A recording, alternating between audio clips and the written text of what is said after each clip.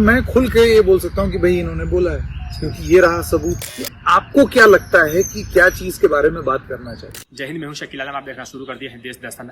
आज हमारी university Maulana Azad national Urdu university में एक कल्चरल कारवा हो रहा है, यानी जश्न अदब, जिसमें बहुत बड़े पत्रकार आ रहे हैं जिनका नाम है संकेत उपाध्याय, जो सत्ता से सवाल करते हैं बेबाकी से, जो दबे हुए को उभारते हैं, जो खबरों में खबर ढूंढते हैं।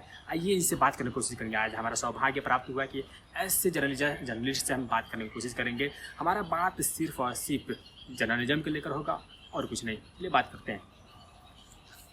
आपका रिपोर्ट देखता हूँ सर, आप किसी टॉपिक को कैसे चुनते हैं और रिपोर्टिंग करते हैं, तो उसमें स्रोत को कैसे सत्यापन करते हैं? सबसे पहले टॉपिक कैसे चुनते हैं?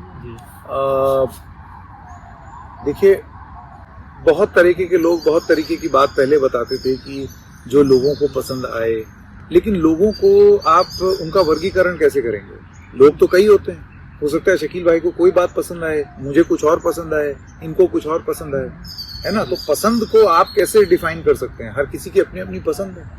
तो ये एक चुनौती लगी कि फिर उसके बाद ये हुआ कि उस समय लोगों के मन में ज्यादा से ज्यादा लोगों को प्रभावित करने वाला मुद्दा क्या है, उसका चयन। तो वो एक वर्गीकरण हुआ, वो एक क्लासिफिकेशन हुआ। इसके बाद आपने कहा कि आप सोर्स कैसे वेरीफाई करते हैं, तो उसके कई तरीके हैं। जैसे अगर आप किसी चीज पर कमेंट्री कर रहे हैं तो कुछ लोग अपने आप ही कुछ लिख देते हैं, जैसे कि अलग अलग माध्यम से कुछ लोगों ने अपनी अपनी बातें लिख दी, ट्विटर पे लिख दी या अलग अलग मंच पे लिख दी, एक बयान दे दिया। तो ये तो हो गया क्लियरली एट्रीब्यूटेबल सोर्स। शकील भाई को कुछ बोलना है, उन्होंने बोल दिया, अब मेरे पास प्रूफ है कि इन्होंने बोला है, तो अब मैं खुल के ये बोल सकता हूँ कि भाई इन्होंने बोला है, क्योंकि ये रहा सबूत। अब आती है डॉक्यूमेंटेड।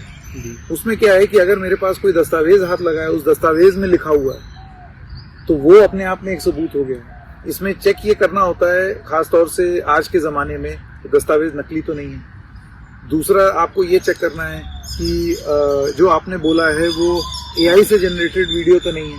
तो ये सारी चीजें हैं, इसमें मोटा मोटा आइडिया मिल जाता है जांचने का तरीका। और इन सारी चीजों के बाद जो सबसे बड़ा तरीका है खबर चयन करने का, वो मैं समझता हूँ अनुभव से आता है। और वो अनुभव ये होता है कि आपको क्या लगता है कि क्या चीज के बारे में बात करना चाहिए। वो चीज अनुभव के साथ आती है, वो तुरंत नहीं आएगी। वो जब आप कई साल तक जर्नलिज्म कर लेंगे तब आपको ये लगेगा, आपका दिल आपको बताएगा मुझे ऐसे लगता है ये करना चाहिए। वो गट फीलिंग, वो आपका इमोशंस आपको डिक्टेट कर रहे हैं। लेकिन कभी कभार उसकी सुन लेनी चाहिए, क्योंकि जाने अनजाने में वो फीलिंग जो है वो कभी कभार सही निकलती है।